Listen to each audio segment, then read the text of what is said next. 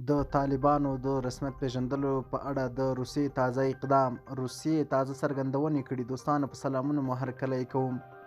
روسیه د طالبانو د رسمیت پېژندلو کوم پلان نه لرو.